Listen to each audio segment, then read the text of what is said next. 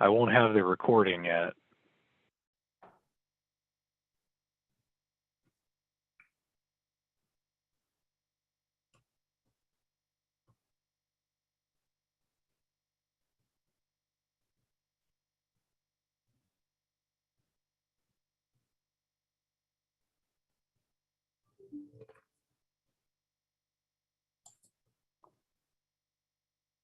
Andy, I think let's roll. Folks. All right. Sounds good to me. Let me this back around. All right. Well, welcome everybody to this is our 5th in the Conversations in Transportation series. Again, welcome. My name is Andy Wagner from HNTB.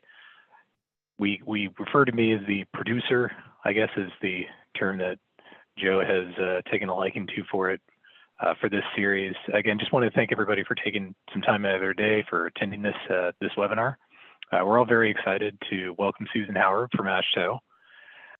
Just a couple of quick reminders. First of all, if you have questions that come up in your head during any point of the presentation, we have to use the Q&A function here in Zoom in order to ask your questions. We do that instead of the chat box because it's easier for us to keep track of the questions, make sure that we've answered everything that's come through. That's first announcement. Second, after the presentation this afternoon, you will receive a link in your email to the PDH and evaluation forms, which you can fill out online, but we'll also provide a link for a physical copy if you want to fill it out and scan it in. And with that, I will turn it over to Dr. Joe Hummer. Great, Andy, thank you. And would you like to be called executive producer or what? No, producer is fine. Maybe executive producer next year. There you go. There you go. I really do appreciate your help with this. It wouldn't be possible without you. And thanks to the Strategic Initiative Council and the Young Members Council for sponsoring this series. That's Adam Fisher of SIC and Christina Whitfield of the Young Members Council. Really appreciate your help with this as well. The purpose of our series is to help educate our members through a series of conversations with transportation industry leaders or trying for interesting people, interesting careers, topics, ideas, and hoping to that you all transportation professionals of all ages and job titles can gain something from these conversations. Thanks to our sponsors, the Gold and Diamond sponsor companies who make this series possible and indeed make most of what we do at Nixite possible. Really appreciate that. Evaluation forms and PDH certificates Andy mentioned. And so without further ado, let's get into it. And oh, by the way, I'm Joe Hummer, the Nixite president and traffic management, state traffic management engineer at NCDOT. Happy to be here with you. We are talking about federal funding for transportation today, and our guest is Susan Howard, the program director for the transportation finance at AASHTO. She's also director of the BATIC Institute, an AASHTO Center of Excellence. She advocates on behalf of the nation's state departments of transportation for long-term sustainable transportation funding and expansion of those financing tools. She previously was program manager for freight at AASHTO. Prior to joining AASHTO, she was director of government relations for the National Association of Development Organizations. She was a federal programs coordinator for NCDOT and worked at Capitol Hill as a legislative assistant as well. Susan earned a bachelor's degree in political science from Guilford College in Greensboro. So indeed, North Carolina native or just passing native. Okay, good. So basically, yeah. Yeah, basically.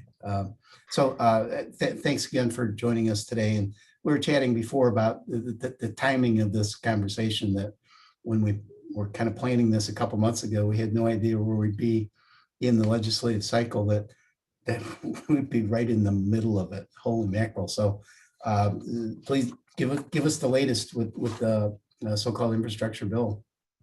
Sure. Well, first of all, thank you so much for having me. It's a real kick and a pleasure for me to speak to some home state folks. Yes, I moved to North Carolina when I was about a year old, so I consider myself a native. Yeah. And yeah, so absolutely, the timing here is very fortuitous.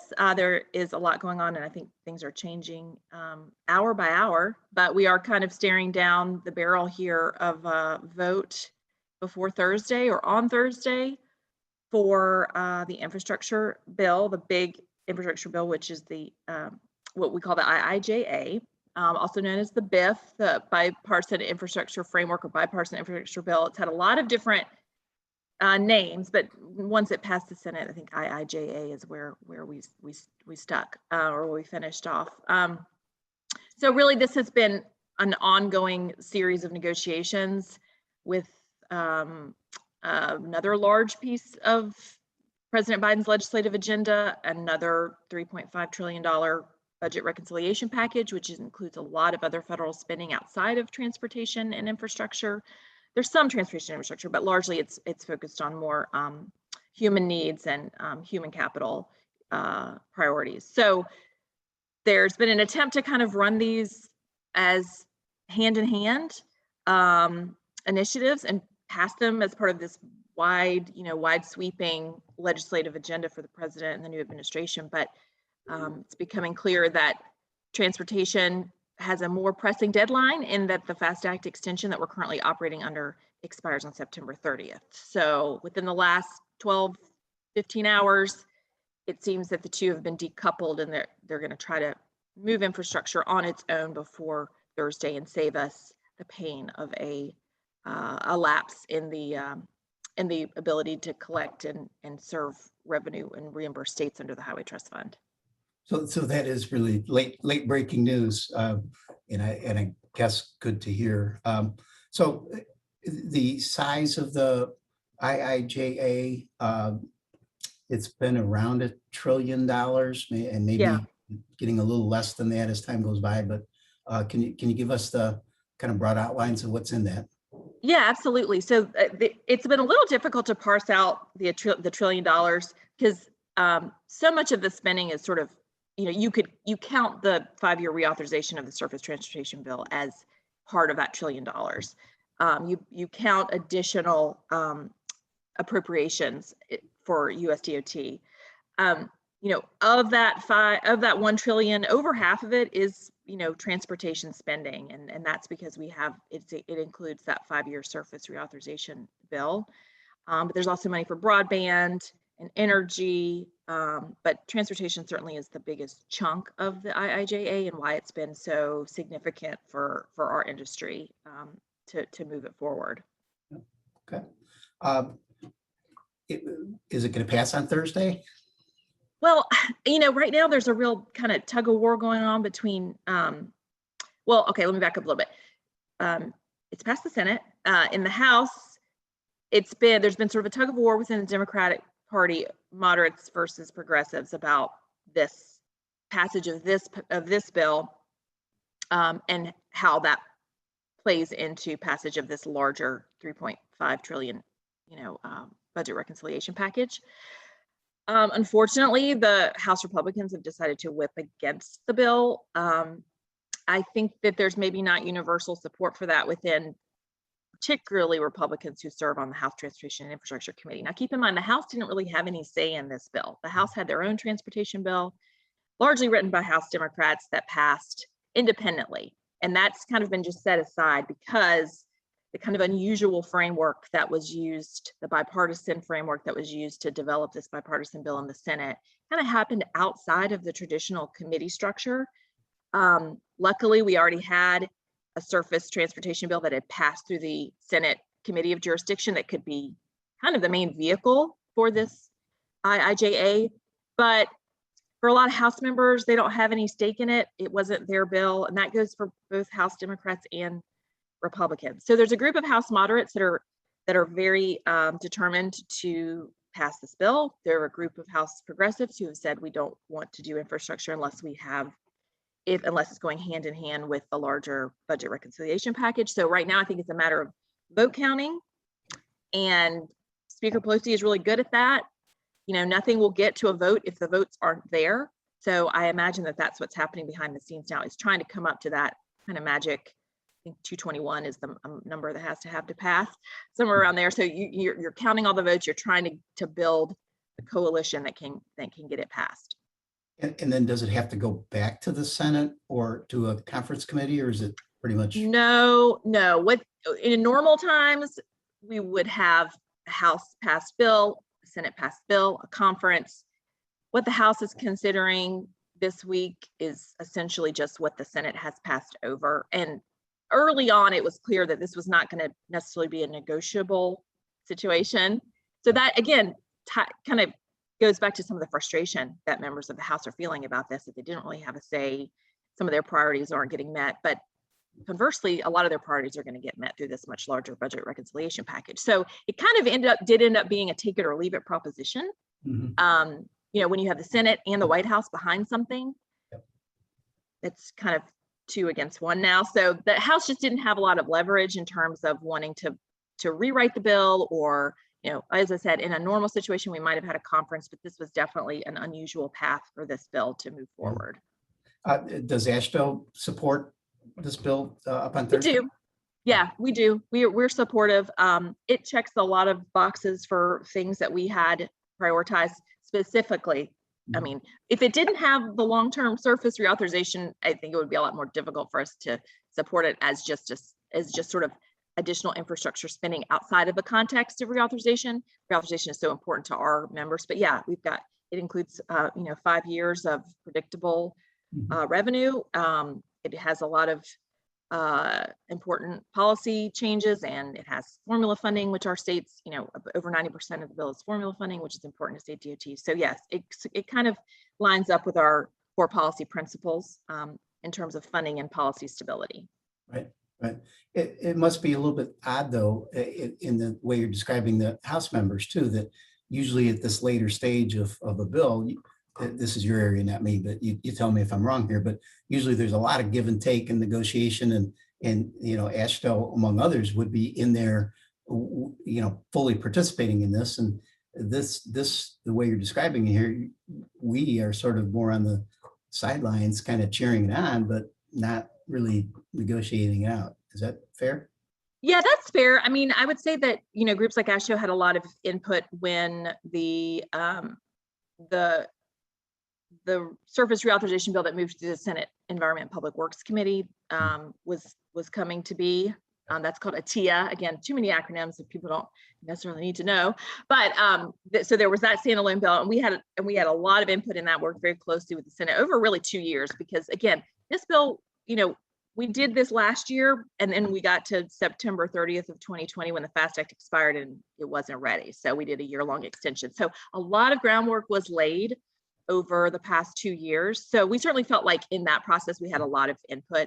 And then what ended up happening was that you kind of had as I said, you had the surface reauthorization as the kind of base, and then you have general appropriations, additional appropriations money kind of layered on top. So it is unusual, and is unusual structure than what we're used to. And on the House side, the House moved their own bill called the INVEST Act, and it had some things we liked and some things that we weren't as crazy about. But again, that was a process and going back and forth, working with the committee for many, many months. So yeah, in some ways it's a little bit of a, again, it just speaks to the unusual nature of this cycle and this process. Sure. Yep. And it'd be interesting to see whether this unusual nature this time becomes the norm going out.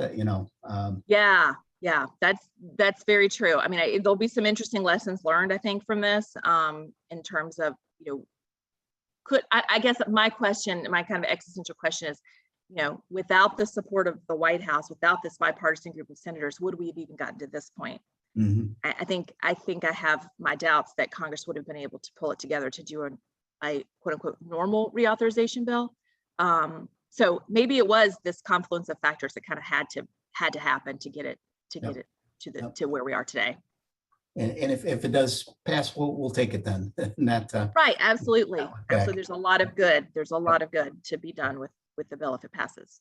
How does North Carolina fare if the bill passes on Thursday? Well, I think you can, a couple of different things I'll mention. First of all, North Carolina will fare well in terms of, its funding over 5 years. I think the total is close to 7.5 billion in formula funding, divided among the core programs. And there are 2 new core programs established in the infrastructure bill, in the surface reauthorization framework.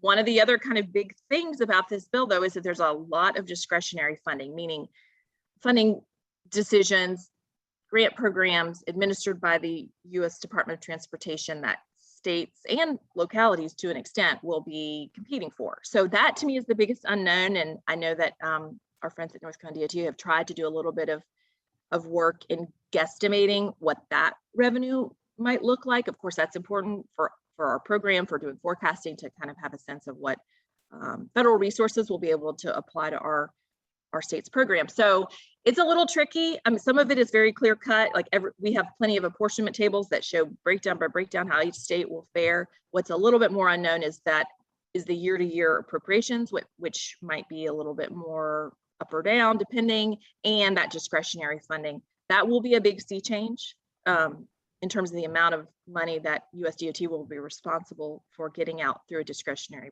process, or just processes, because there's going to be multiple programs. Mm-hmm. And from NCDOT perspective, sharpen our pencils and get ready to write some grant applications. Yeah, I would give that advice to every state DOT if this bill passes. Even if you've never gone in the big established discretionary programs, infra and what used to be called Tiger or Build, now called RAISE. Those have been the 2 discretionary programs ever since we did away with the earmarks. And states have competed for those in many times successfully, but it's been a highly competitive and oversubscribed program. So, states have had to make a calculus. Is it worth putting the resources into this, of not knowing that we'll get anything back from it? I think with the level of the real boom we're going to see in discretionary funding, every state is going to want to be participating. Right.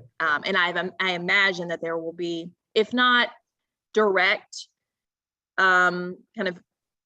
if not direction that every state should get a portion of this, there'll be political considerations that go into account, where you'll want it to be you'll want to be well represented in making sure that the money is spread pretty widely across the state. So every state, I think, should be in a position of thinking about how they're going to do that. Good. We chatted earlier that my notion of North Carolina as a donor state is kind of old-fashioned, and I need to sort of rethink that. So can you elaborate a little bit on that? Yeah, I would only just say, yes, certainly a lot of folks here probably on this call remember the whole donor state debate in previous surface reauthorization bills. And it was certainly a part of the debate when I was working on Capitol Hill. In some ways, it's a little bit of a relic because so much of the revenue that's going into the program now is from general fund transfers. So that we do have input, there is a trigger in place. If the state reaches a certain percentage, 95%, if you get to that point and you're putting in more than that, then you're getting back.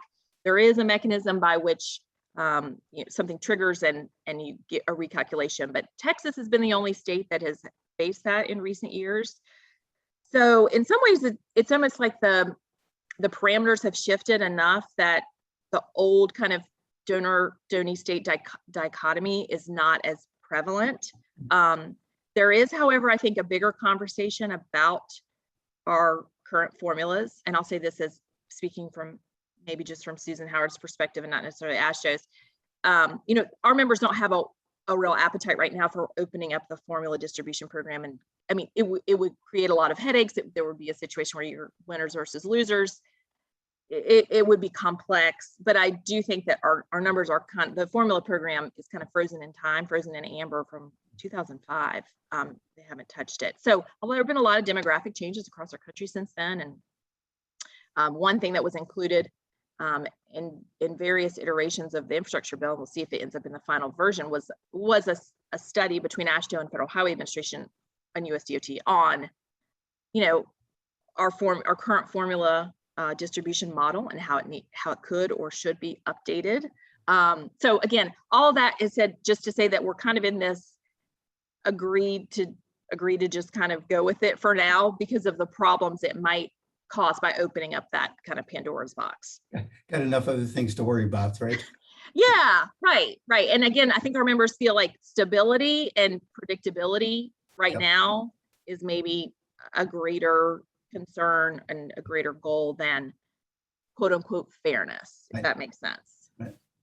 So it seems from your comments so far that we are moving maybe away from what were considered to be user fees or user charges toward more general funding sources for transportation. Is that fair? Yes, well, we are dependent upon general fund sources now to keep the Highway Trust Fund solvent and meet its obligations. So this infrastructure bill includes a $118 billion transfer from the general fund to the Highway Trust Fund for the life cycle of the next 5 years. So yeah, we're in that. That's the approach. Congress hasn't had any appetite for other revenue right now, at least. And so, yeah, I don't see that changing necessarily in the short term. So yeah, and so then again, it just begins to kind of dilute that user pay principle that we've all kind of clung to for a long time. So things are shifting, and they have been for many years, as long as we're continuing to prop up the trust fund with general fund revenue. Yeah, gas tax increase seems like the third rail at this point. Yeah. Are they increasing or encouraging more experiments with the per mile charges? Yeah, so we've seen a lot of action at the state level. I'll kind of divide it up to like what's going on sort of the state level and then the national level.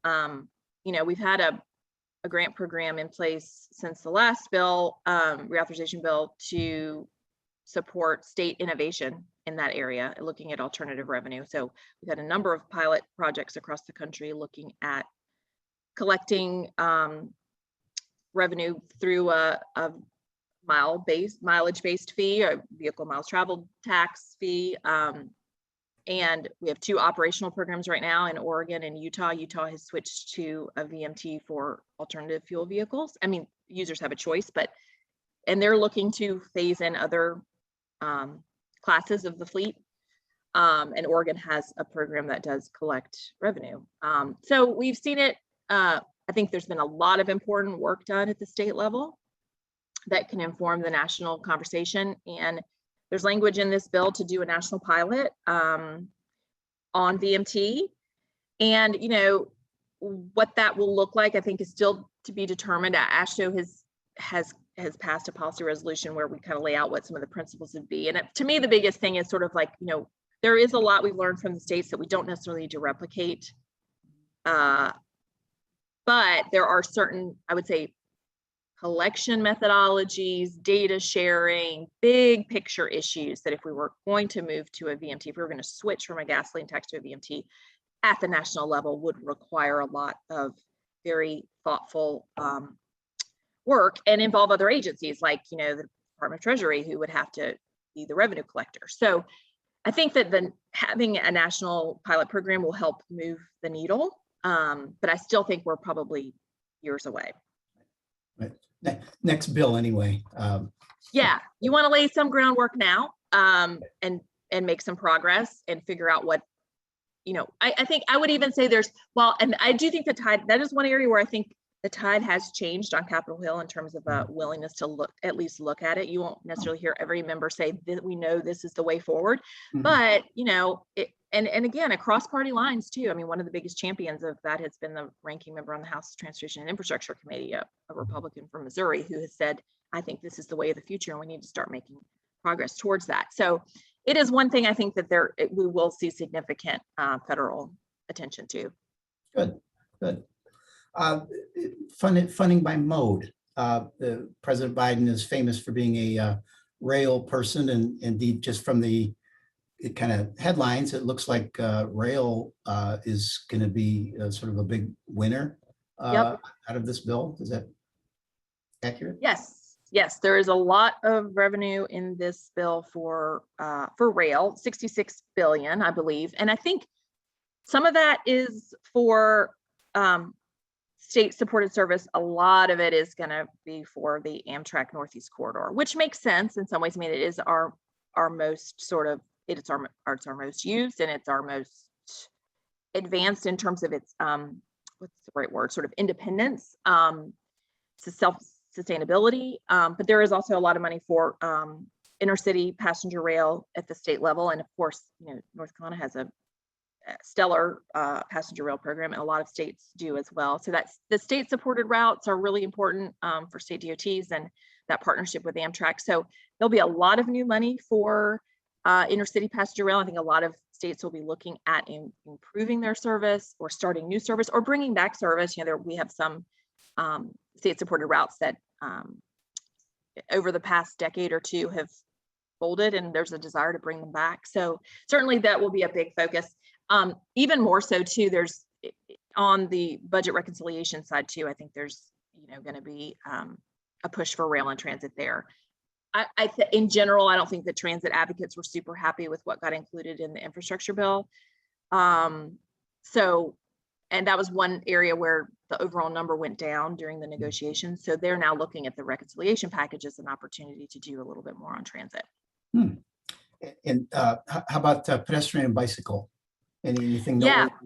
Yeah. I mean, there's certainly some new programs within the infrastructure bill that want to kind of look at complete streets, or sort of like a holistic approach, making sure that pedestrians are included in the planning process and the design of our system. The Transportation Alternatives Program continues. So yeah, I think that will continue to also be a big focus, and in that kind of quality of life, livability focus of the administration as well. Good. Let's talk a little bit about the reconciliation bill that is advancing. As you said, they're being uncoupled, the two bills, but the reconciliation is certainly not going away. So any more that you see for transportation in that one? Yeah, so it's interesting. Reconciliation is a really unusual, complex in some ways process where essentially every committee gets a dollar amount and is charged with figuring out how to use it. And because it is tied to the budget process, it is very much driven by spending and not policy. So new programs, a high focus on new programs or plussing up existing programs. Now, what was interesting about how the budget reconciliation conversation kind of tied into infrastructure is that there was this deal, this agreement to not double dip, quote unquote, meaning if there was a big push in the infrastructure bill for a certain category of spending, we don't want to also do that. We don't want to open up that negotiation again and go back to it in budget reconciliation. So, for example, you have the House Transportation Infrastructure Committee. It got from the budget committee, the House Budget Committee, like $57.3 billion, and spend it how you wish, but no double dipping. So what ended up happening is that the chairman of that committee, had to find a way to give money to priorities and programs that he supported. And again, I say this as budget reconciliation is kind of by its nature a partisan endeavor, because the reason you do it is because you're trying to get past the need for 60 votes in the Senate. So it's kind of a backdoor way. It can only be done once per fiscal years, and we did it once earlier, and so now again it does kind of end up being driven by the party in power, not necessarily taking into account a full bipartisan process. So when I say that the chairman of the House Transportation and Infrastructure Committee kind of had in mind his priorities, that's pretty much how it played out. So there was a lot of focus there on transit, on a new mobility and housing program that would kind of be a joint DOT and HUD effort. A lot of, again, more passenger rail funding, more transit stuff. Again, things that you couldn't necessarily weren't necessarily handled through the infrastructure package, but were priorities for Chairman DeFazio. And another big one that might be of interest to folks is sort of a placeholder for earmarks. As you may remember, the House bill included earmarks, the House infrastructure, the reauthorization bill, surface transportation reauthorization, and then but the Senate did not. So when the Senate base became the IIJA, there were no earmarks in that package. But Chairman DeFazio had gone through this whole process of getting $6 billion of earmarks identified and put into his bill. So what he's done is kind of carved out a placeholder in budget reconciliation. Now, whether it will pass the smell test, I don't know. I have my doubts if the Senate parliamentarian will say that that's okay. But again, they have essentially, that's one thing that they've used their money for, is to like set aside this amount for earmarks. And then on the other side, on the financing side, the House Ways and Means Committee is establishing some new bonding programs, building on things that we used to have in the past, like the Build America Bonds program. So there are transportation related spending through budget reconciliation, but it is not as sort of deep or comprehensive as the infrastructure bill. I'm chuckling because I'm old enough to remember when earmarks were a thing and then they were gone and now they're back. Yeah, potentially back. Yeah. Yeah. What a bet on what do they really do? Yeah. The reconciliation bill is then uncoupled and in some way it's lagging behind, but AASHTO supports it. I don't know if we've taken an official position yet, to be honest with you. We've been so focused on the infrastructure bill. And we have been mindful of how they are playing parallel. So it's clear what our priority is. And so I don't know at this point if we've said definitively one way or the other. Mm-hmm. So I probably can't speak to it. Sure. No, that makes sense too. Sometimes silence speaks. Yeah, sometimes you got to hold back a little bit before when other things are more pressing. Yep. What would be your bet at this point? Will it pass eventually? Will we get the reconciliation bill? I think so. I think there's a lot of drama around it right now, and really what they have to do is get the Senate to agree to an overall number. Again, keep in mind, like this, you got to have the votes in the Senate, and our Senate is so evenly divided right now. And so some of those moderate Democrats who were key to development of the infrastructure bill are, they're kind of concerned about the size. So essentially you kind of have to get the House and the Senate on the same page over an overall number. And then you get down in the weeds of each committee's allocation and how they spend it. So there's still a lot of work to be done on reconciliation. There's also no pressing timetable the way there is with the infrastructure bill, given the expiration of the FAST Act extension. So there is more time to get it done, but I can understand where, some folks are coming from with, if the pressure's not on, you got to keep the pressure up, and, having the infrastructure bill as a leverage to getting more progress made on reconciliation is certainly going to be some people's priority. Well, the 2022 election will probably be start to loom pretty soon. So, eventually that deadline will pop up there. Yep. It is, I know some of our members have expressed a concern about the growing federal debt, especially in relation to the reconciliation bill. Is that part of the discussion that you hear in DC? Is that? Yeah. Okay. Yeah, it's particularly come up lately with the debt ceiling. So, we periodically have to raise the debt. The Congress has to raise the debt ceiling, and the House's approach was to tie that to the continuing resolution for fiscal year 22 appropriation. So, but that kind of hit a roadblock in the Senate, and they're not willing to engage on it yet. So again, that's also another thing that has more time, like that we're not going to hit the debt ceiling tomorrow. So you may decouple it from a continuing resolution, and a continuing resolution is not usually very hard to pass. Sometimes we've had government shutdowns, of course, in the past few years. But I don't think they're particularly helpful for either side. So the will usually is to get, to keep the government functioning. But the debt limit certainly threw a little bit of a wrench in that this week. So I think they'll probably end up being separated.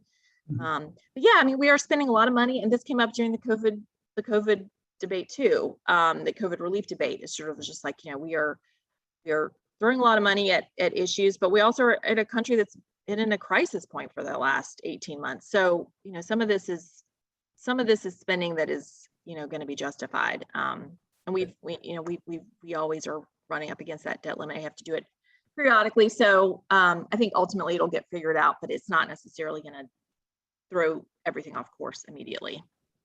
And with bonds selling at a all-time low interest rate, that's sort of a little bit of it alleviates the pressure a little bit on that debt too. So the government shutdown. It sounds like you're a bit optimistic on that. Then that cooler heads will prevail. I like to think so. Things could change, but it doesn't seem like we're not facing a situation where there's been, well, I don't necessarily know for sure, but in the past, when we've had the government shutdown, it has been over a controversial issue, like building the border wall, or, something that's really a hang up and people are not going to budge on. I don't see that as much this time. So I'm pretty confident that we'll get a CR through December, mid-December, and just give more time. But again, the House has done quite a lot of work on their appropriations bills. The Senate has not. And so it's just a perpetual thing we face every year, that the work's not going to get done by September 30th. Yep. Usually cooler heads prevail. You get a continuing resolution. You don't have to go through the process of a government shutdown and all the pain that causes. So I guess I remain hopeful on that front. We're sitting here in North Carolina. We're certainly not pointing fingers because we don't have a budget either at this level. So, it's sure. There's a lot of that going around, I'm afraid.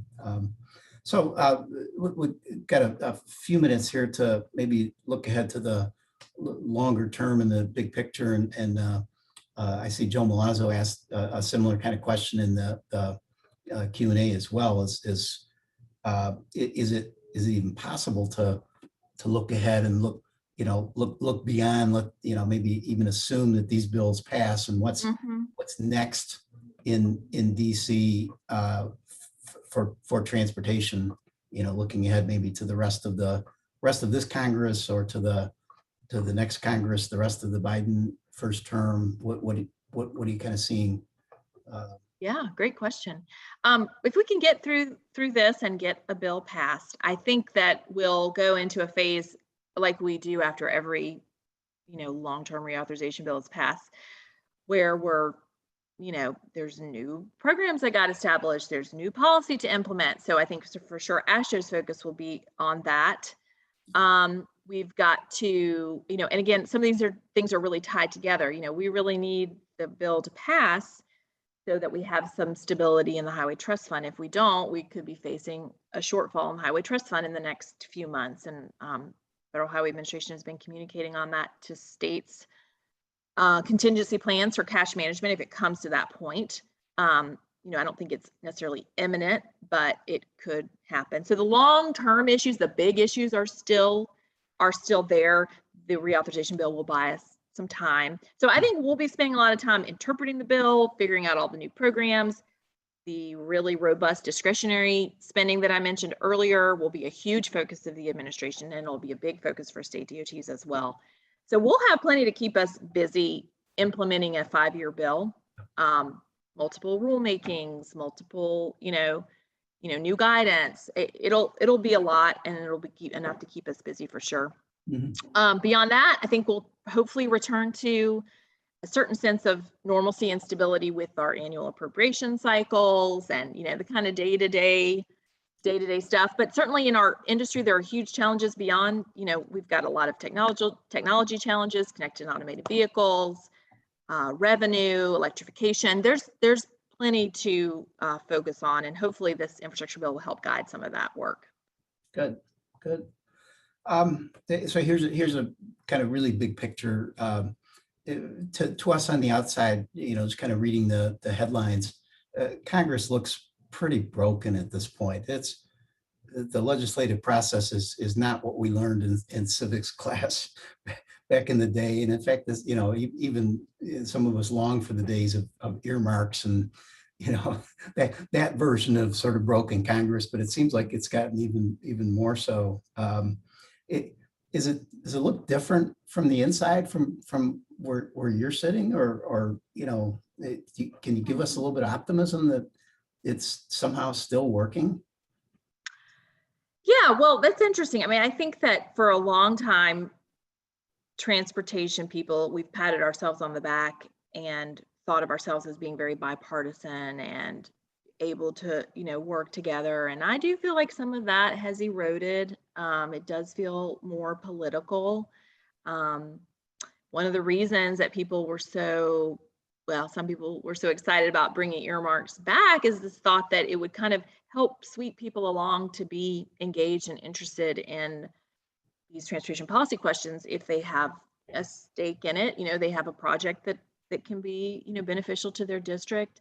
So I try not to look through too much like rose-colored glasses. I mean, I kind of do look back romantically, quote unquote, to my time on the Hill. But there were still issues.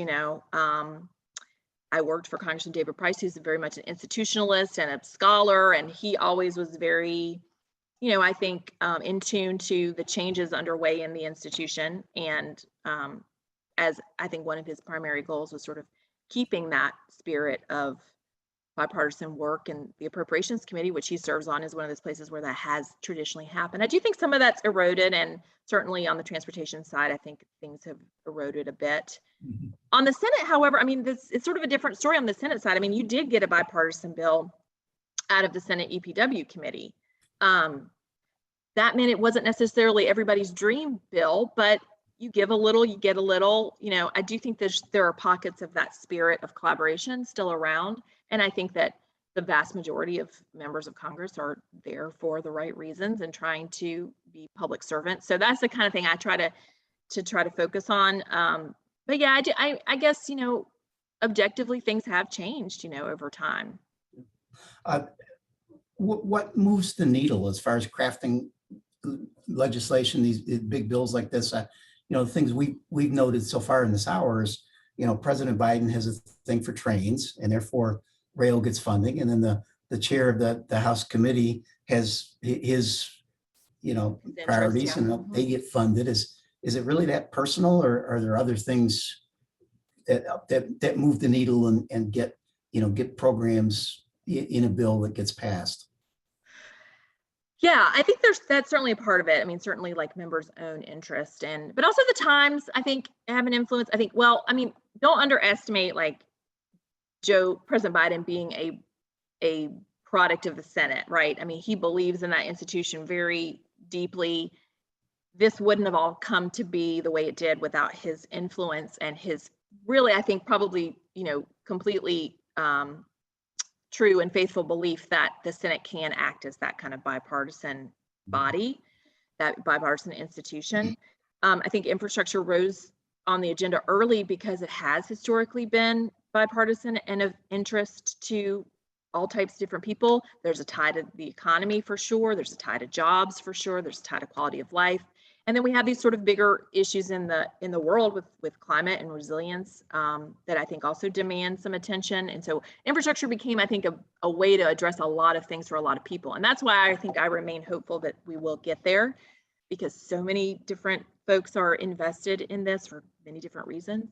But yeah, so I think it's just kind of like I said, just sort of the right factors kind of came together that this became kind of a flagship initiative, and we've made this amount of progress. Really, I think an extraordinary amount of progress. Still not there at the finish line yet, but close. So I hope it doesn't all fall apart. I hope we are able to get there. Yeah, no pressure. Just the fate of Western civilization writing in this, right? Yeah. It's well, and as you say, maybe rightfully so, but all of a sudden, a lot of things became focused on, us humble transportation. I know. We've become internet famous, I guess. And the joke about Infrastructure Week, it's always Infrastructure Week. Yeah. We live with that kind of roller coaster ride for a long time, but things got serious pretty quickly here, and it was clear that this was going to be front and center. And so I feel like we were pretty well prepared, but it certainly has taken a lot of twists and turns that maybe we weren't fully expecting. It's about 12:45. Reminder to our audience to please type in questions into the Q&A if you've got it. I'd see a few up there, and that's great. And If you add a few more, that would be really helpful. We'll address those in our last few minutes here. So please do type those in. How you work for AASHTO, so I think I know the answer to this, but how well is AASHTO's process working? And I work for a state DOT, so I'll say we are we having an influence there in the outcome? Oh yeah, absolutely. I mean, one of the reasons that I wanted to come and work for AASHTO is I don't think there's any more trusted voice when it comes to transportation at the national level. Now, there's plenty of stakeholders who are, very involved. Everybody from the contracting community to our public transit partners to, it goes on and on and on. It takes a lot, but we represent the practitioners. Our federal aid program can be complicated. We're a trusted resource, and we take that very seriously. And we really rely on our network of volunteers, state DOT volunteers, who help us develop policy and develop standards, and really can fulfill that duty, which we take very seriously, being the voice of the state DOTs and helping advance our transportation network. So yeah, absolutely. I mean, I certainly feel that way, and I enjoy representing, public sector partners very much. Good. And I hope ITE is part of that. Absolutely. As well. Yeah. Absolutely. Good. I'm going to turn to a couple questions out of the Q&A at this point. So Robert asks, any thoughts on provisions in the IIJA that we are going to have to get used to that, to allow local jurisdictions to receive grants directly from US DOT? Okay, that's a great question. I think the STBG stays, maybe the percentage goes up slightly. There's definitely some stuff in the budget reconciliation bill with local direct recipients of funding. I'll have to get back to you a little bit more in depth on. I don't think there's any new formula funding, like a dedicated, kind of source for locals. I think it's pretty much, it continues to be STBG. And then, as I said, perhaps in reconciliation, there will be some more targeted programs for locals. But I might want to circle back on that one to make sure I have all the details correct. Okay. And if you email me, we'll post that on the website, on the NICSite website with the recording of this conversation. Okay. That'd be great. David Hyder makes a statement here. I'd like you to react to it. That and he's a thoughtful person that says he's come to the conclusion that it's just not feasible to totally remove politics from transportation decisions. That's welcome to. Yeah, probably so. Yeah, I think I would agree. It's probably not possible to do it completely. I think, we've seen, North Carolina has undergone its own change in its prioritization process. A lot of states have done that to try to be as transparent with the public as possible. And then, at the federal level, certainly improvements could be made as well. But yeah, that's probably true. It's probably impossible. We got to strive for it. And again, I think the transparency part of it is the most important. It's probably been that way for about 500 years too. So yeah. So another question from David Keelson, another one of our thoughtful members here. He heard in an earlier version of the bill that it would have put additional focus priority on operations versus infrastructure type spending. Okay. It's still true. What do you think? Well, the only thing I'll say is that there are some nuances in the bill when it comes to what's the right terminology? Fix it first. Again, I'm not an expert. I'm not a performance person. I'm not a planning person. Yep. But there was certainly, particularly on the House side, a real emphasis in wanting state DOTs to demonstrate that they had exhausted all options for repairing and improving existing roadways before building new capacity. So I don't think as much of that ended up in the final bill. I mean, another area for me to follow up on, but certainly that was certainly a big focus of the House bill. And again, I think from AASHTO's perspective, we just didn't want anything that would be overly prescriptive and tie the hands of state DOTs too much. You have to keep in mind, you know, we represent 52 departments of transportation that are all very different. The beauty of our federal aid program is that it is flexible enough to meet those needs and desires.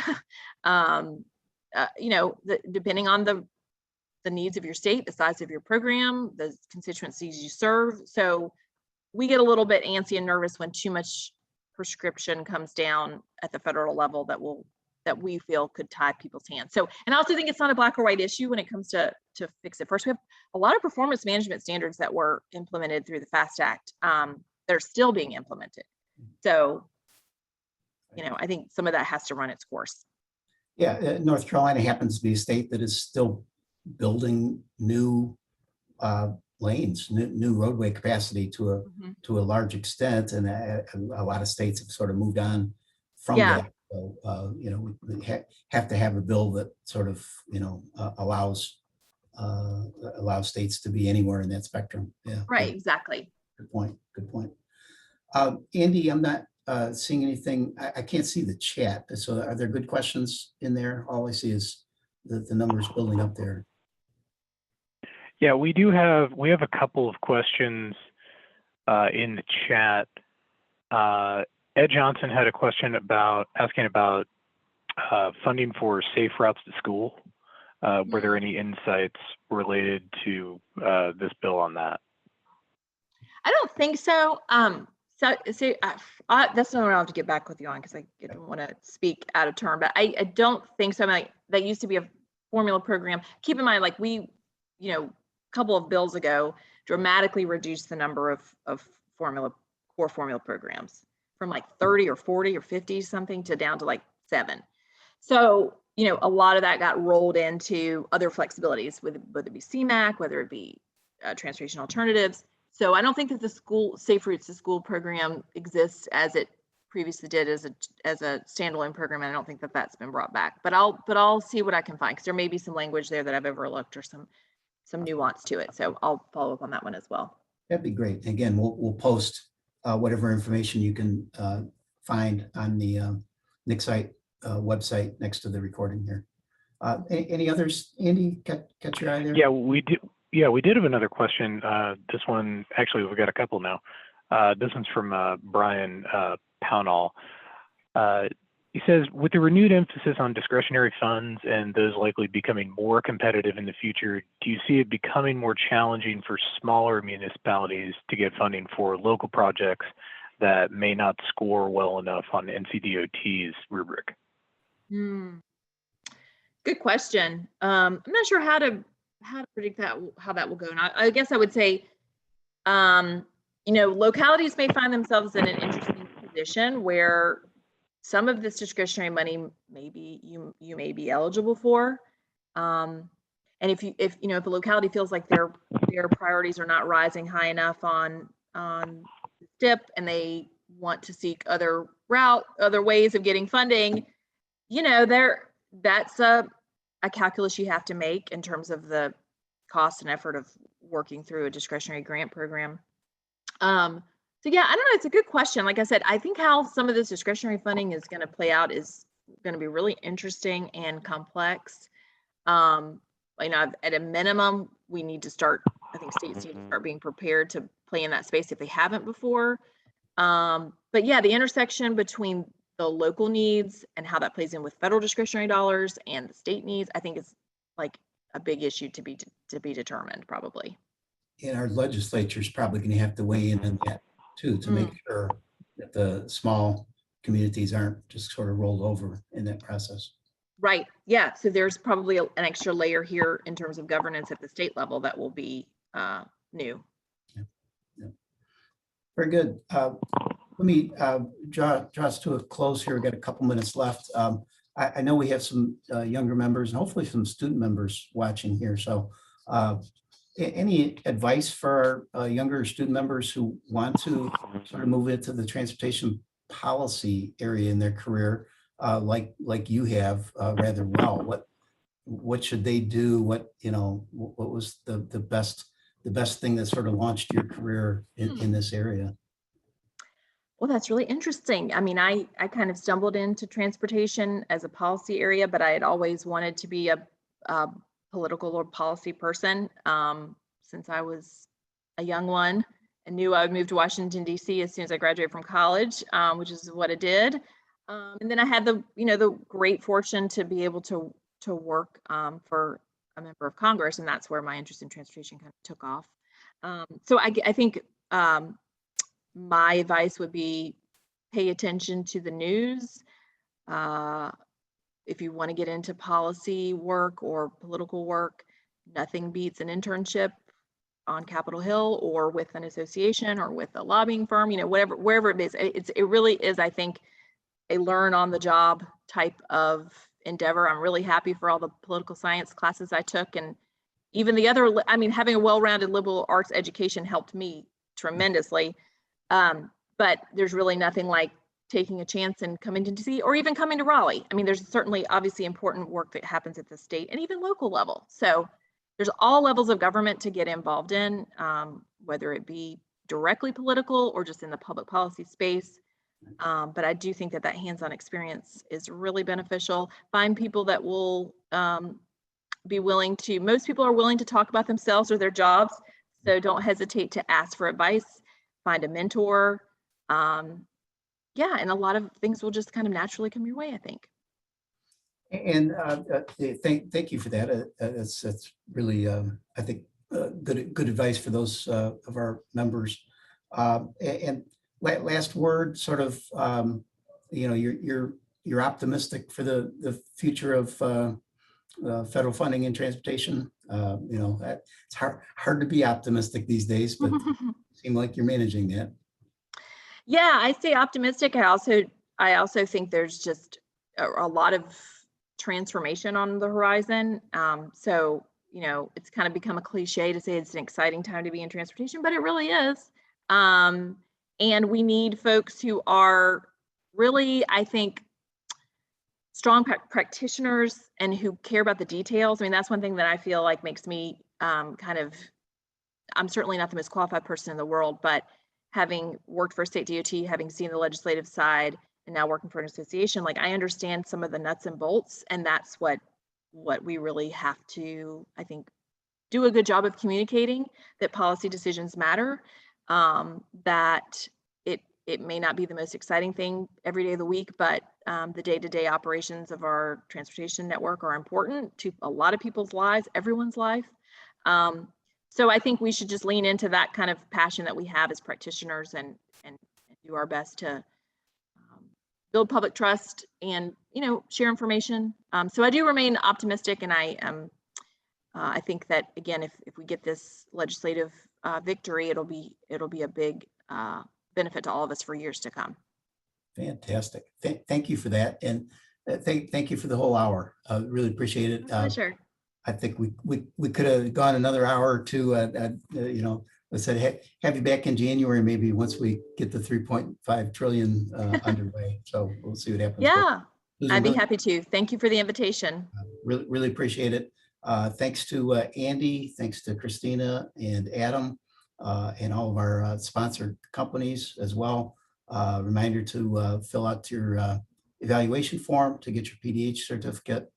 And we're looking forward to one more conversation in early December, and hopefully it can be as good as this one, but we set the bar high here.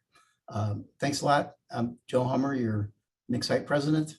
Until next time, take care. Be safe. Bye-bye. Bye.